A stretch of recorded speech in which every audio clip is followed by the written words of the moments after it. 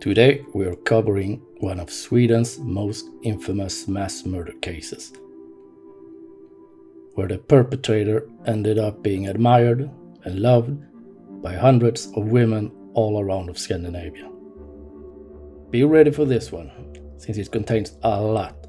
I mean, literally they made a movie out of this case in 1991 called Il Capitano. But before we get started, please note that this offender changed his name several times during his criminal career, which is still going on to this day, 40 years later. I did a lot of research over a long period of time to get the timeline correct and other important details. I've seen a lot of false and confusing information out there, but this video is pretty much very accurate and correct. I did my homework. And with all respect for the victims, I will keep their names out of this video, and please be respectful in the comments. Sit back and relax, and let's get into it. At the time of the crime, and with his birth name Juha Veikko Valjakkala, he was born in Finland 13th of June 1965. In a beautiful town called Pori that had a population around 65,000 people that year. He was born as a single child. He had his mother and father growing up. His mother worked as a waitress and a cleaner, and the father's line of work is unknown. But he was known to be very absent from his son and a very conflict-ridden type of man. At the age of 6, his mother contacted a parenting counselor, and there began the cycle of child psychiatry, reform school, and juvenile detention. His mother and father separated in 1979, and 14-year-old Juha moved with his father to Mikkeli, where his problem got even deeper and darker, starting with petty crimes. And it is believed that his mother moved to Sweden, and that is the reason for him knowing both Finnish and the Swedish language. He started out being bullied in school for the reason that he was shorter and smaller than the other teens at the moment. That continued for a while until he realized by threatening and using violence against people around him would solve the problem with the bullies. And very soon it was Juha that harassed and controlled the people around him. Often when Juha was at an advantage in a fight, he would tell the opponent to get down on his knees and beg for mercy. His very first crime was stealing a moped at the age of 11 in 1976 in his own hometown of Pori. Juha Valjakkala was already at a very young age known by the police, and when he, the 13th of June 1980, turned 15 years, the police had already arrested him 63 times. 16th of August 1982, he was convicted for the first time in Sweden for crimes such as theft, battery, shoplifting, driving without a license, and vandalism. And for you that don't know, Sweden and Finland is neighboring countries. One evening, 1984, a 7-year-old girl named Marita sat on a bench outside of a disco all alone in the town of Pori, when suddenly a nice car approached her. It was 19-year-old Juha Valjakkala, a charming and good-looking young guy with long black hair, dressed in jeans and a long coat. He said, "Hi, my name is Hanoi and I'm a rock musician. Do you want to go for a ride?" Marita nodded. Little did she know what was about to come. Eventually, Marita became Juha's girlfriend, and over a few years, Juha and Marita liked to drive around in stolen cars all over Sweden, Denmark, and Finland to commit these petty crimes. He very much thought of his crime tours as a form of aesthetically project. "We are on the road. We are free birds," did Juha often say over and over again. He also admired Bonnie and Clyde and told Marita they were going to live like outlaws forever. August 1987. Eventually, Juha Valjakkala got caught by the police for stealing a Mercedes at a farm in a small town of Arvidsjaur. The owner of the car saw them, and he quickly jumped up on his motorcycle and chased them. He caught up to Juha very fast and was driving alongside.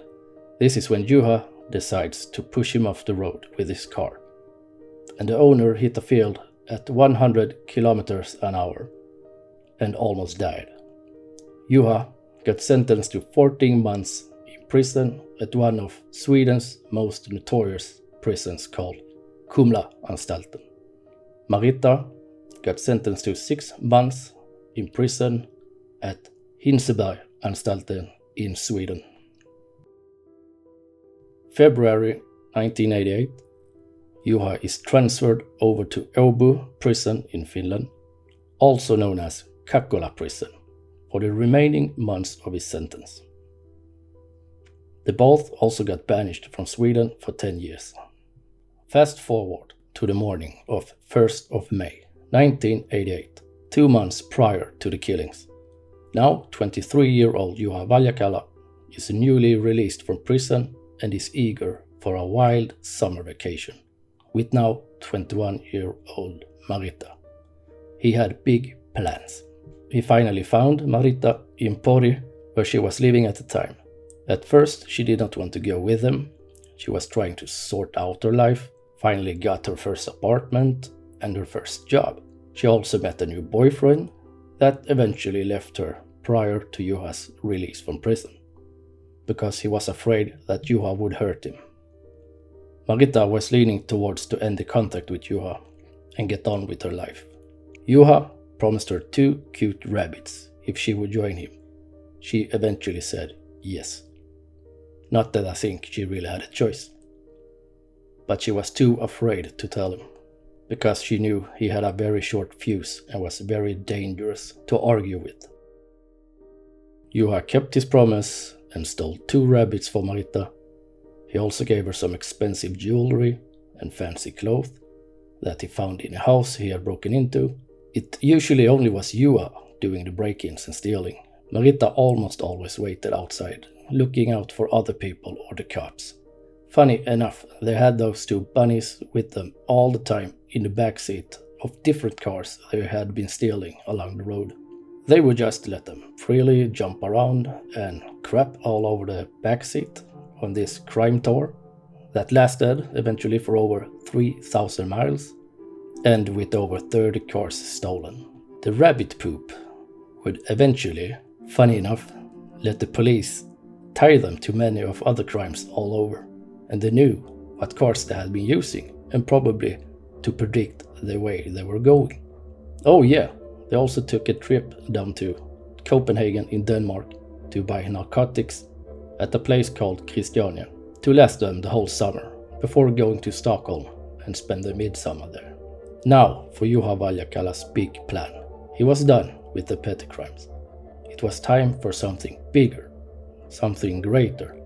He wanted the big money. He told himself that if he was going to be Scandinavian's most legendary and greatest criminal, he would need weapons. The plan was to go from theft to robbery, make a lot of money and settle down somewhere in the Mediterranean. 26th of June 1988, in a very small town called Sveg in Sweden, Juha breaks into a house and finds a 12-gauge Russian double-barreled shotgun called Baikal with external hammers. He later saw it off with great difficulty, he told the investigators. 2nd of July, the day before the murders. At a crossing without a travel plan, Juha orders Marita to choose the way. To the right it says Åmsele, and to the left it says Umeå. Marita says, right. I myself do wonder sometimes what the outcome would have been if she would have said left that day in the car with Juha and the bunnies. 3rd of July 1988, that tragic day that everyone will remember. Now have in mind, Åmsele is an idyllic, quiet, small town in northern parts of Sweden. And at that time, it only had a population around 300 people living there. The couple arrived in Åmsele. They then sat in the car and had some chips and some kiwi liquor. They had a good time. And Juha had been unusually calm that day. After nightfall, around 1 o'clock, they decided to take a walk around the small community, just for fun. They left the bunnies in the car and brought with them some tools in a blue bag that Marita always had to carry around for him. They also brought the shotgun that was already loaded with 2 shells. They just walked around randomly in the warm summer night that day in northern Sweden. They find a freezing box in an open outbuilding that Juha can't get to open. Instead he eats some bread that was left for the birds, and he also finds a toy gun that he thinks can come handy later on. They steal a wallet from the glove department of one of the cars on the yard.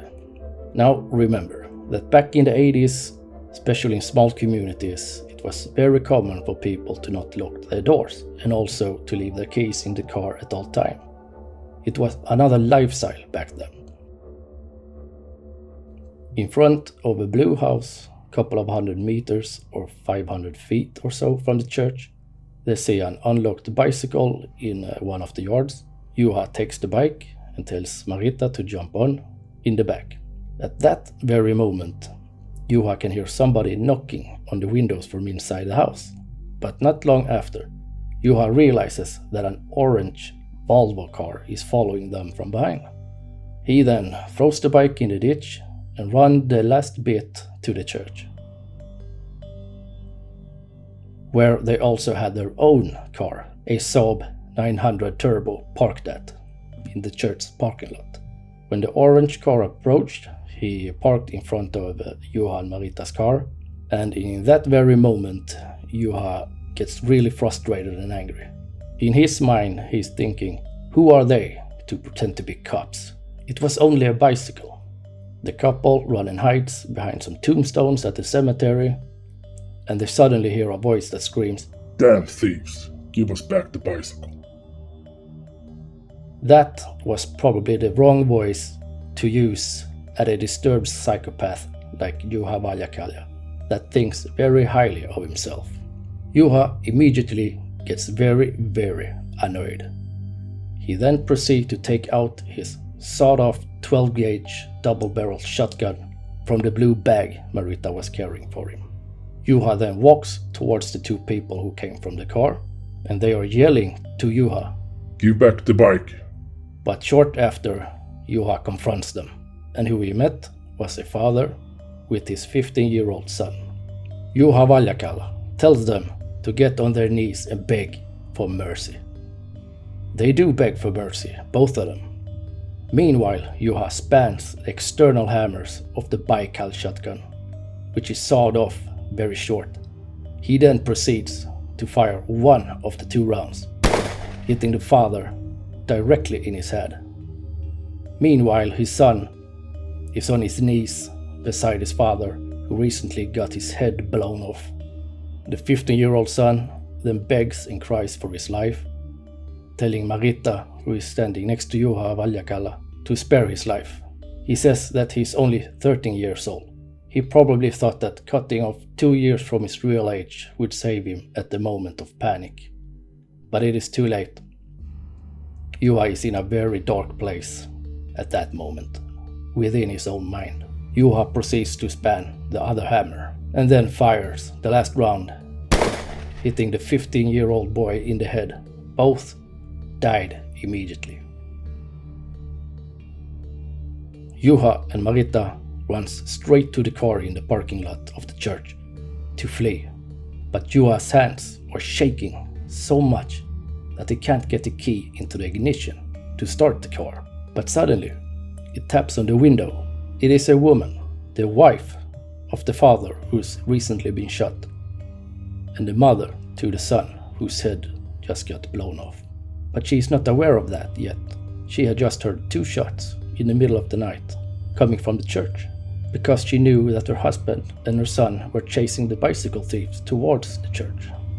And when Juha hears the tapping on the car window, the devil enters him. He orders Marita to load a weapon, but the hammers are too hard for her tiny hands to span, so she hands Juha the weapon, and then he hits the woman in the head with it, breaking her skull. Then he proceeds to cut her throat with a knife. After that, he unnecessarily stabs her 2 times in the side of the torso.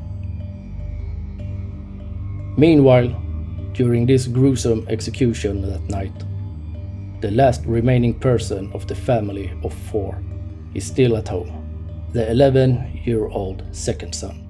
He is in the backyard of the family's blue house, camping with his best friend in a tent. When the little boy wakes up several hours later, everything fell apart. His mother, father, and big brother are dead.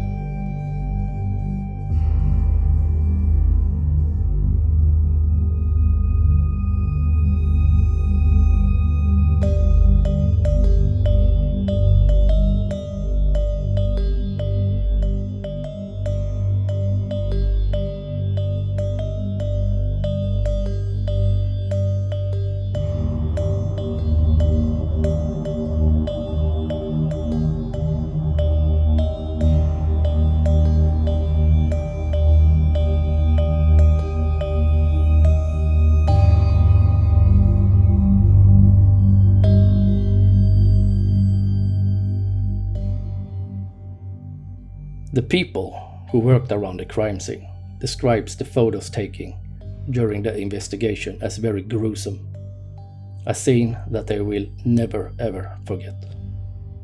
They were now the most wanted couple in Europe. The hunt lasted for 1 week, as followings happened leading up to their arrest, which ended in Odense in Denmark. They flee the crime scene in the car they stole in Finland, a model Saab 900 Turbo. Juha Valjakkala crashes the car later that day and flips it over, running at high speed. They then set the car on fire and finds a Volkswagen Passat 2 kilometers down the road, but the gas gets empty very quick, so they hide that car in one of the barns. Quickly after, they find a Honda Accord, which they drive a long way south with.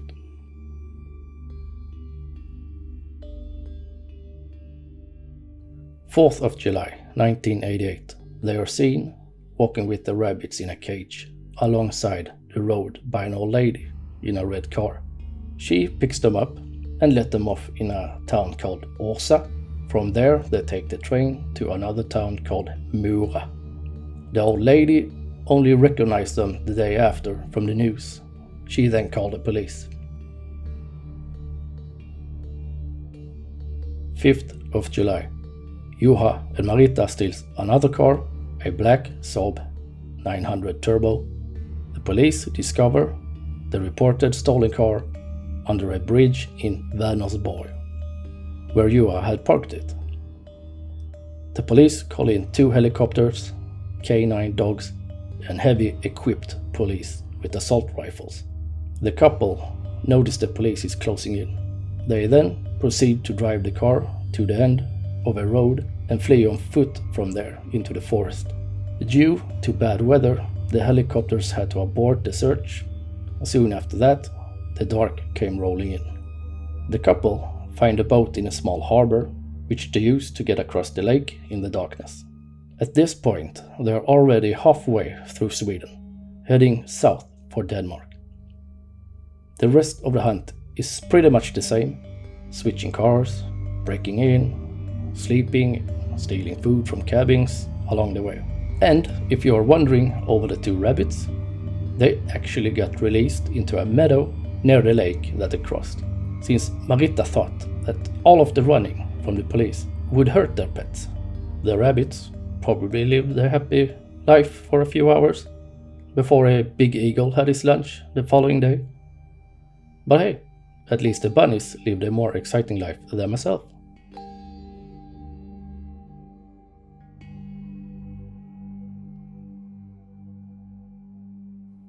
At the 8th of July 1988, in Halmstad, on the E6 freeway, there is a police control station to check vehicles for the couple, but they did not even get stopped. The police just waved them by without recognizing them. 9th of July, when they eventually reached a bigger town by the name of Helsingborg, in the very far south of Sweden, they steal a small motorboat, but the engine is locked, so Juha decides to row the boat over to Helsingør in Denmark. It ended up taking 4 hours due to bad weather.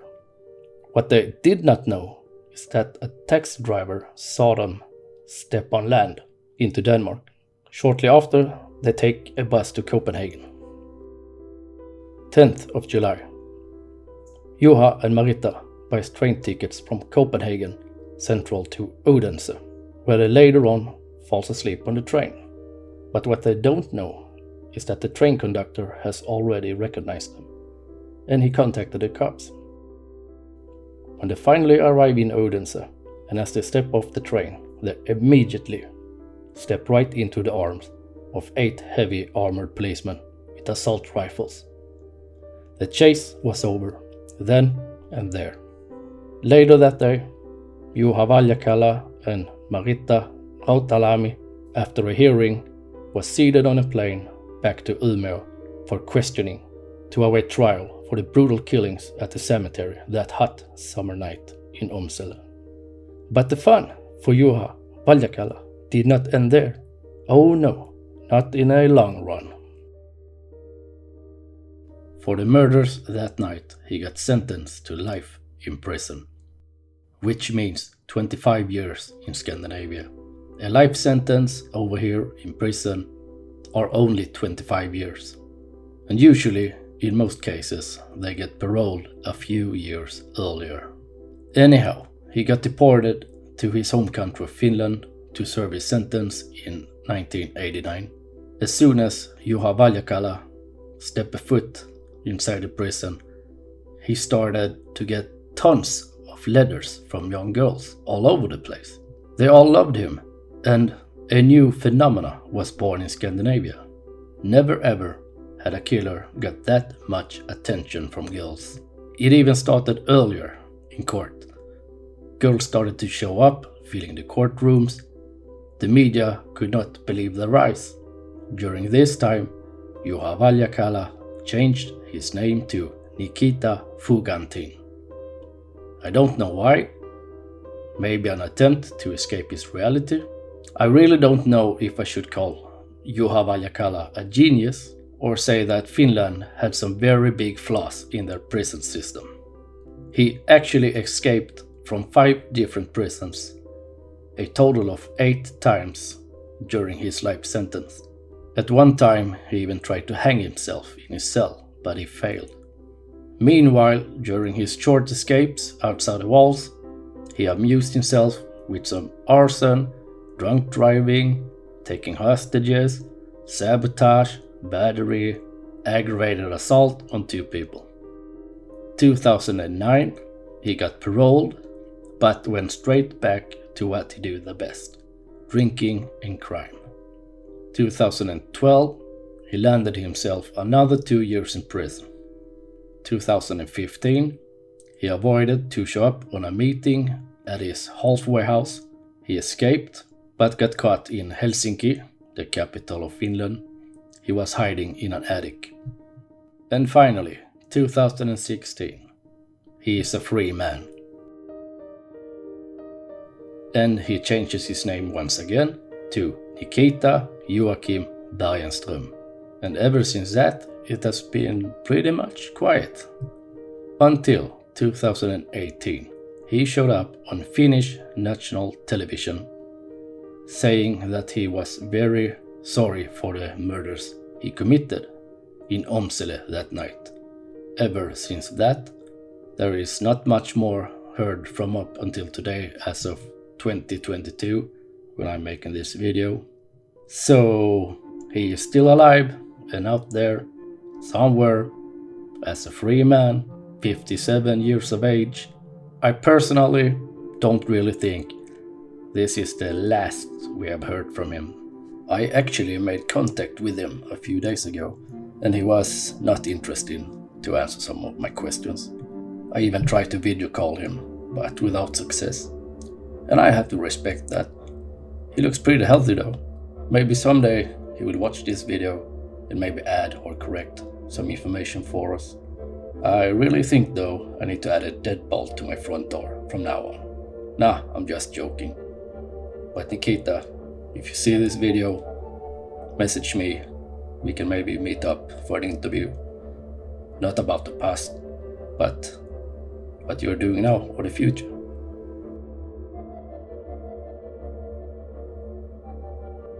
And to end this video with Marita Rautalami, Juha Valjakkala's girlfriend during the murders. She got sentenced in 1989 to only 2 years in prison for aggravated assault. In 1990, she gets an early release with a new secret identity. She today has 2 kids, living in the capital of Finland, and is living a normal life today.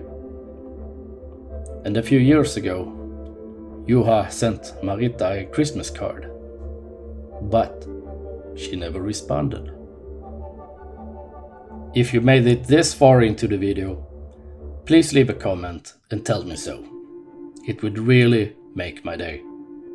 And of course, feel free to subscribe if you enjoy this video. Thanks again for watching, and I'll see you later.